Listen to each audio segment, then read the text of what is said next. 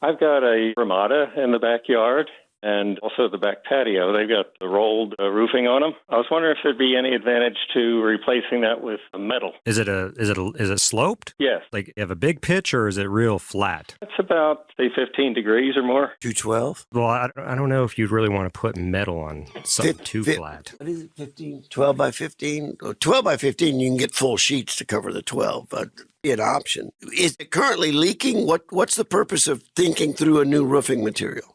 It's just for... It's about 15 years old. Okay, that's reason enough. And it's an outdoor Ramada, so you're not going to gain the advantage of insulation going foam, but you're going to need a good underlayment under a metal roof. I know there's a lot of old Western stables and barns with low-pitch roofs, and it's the corrugated tin roofs, whatnot. And it works. It'll be fine, but you do need the right underlayment.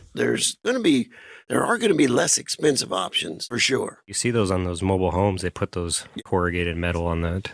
Corrugated metal is an option. What would be something about peel and stick?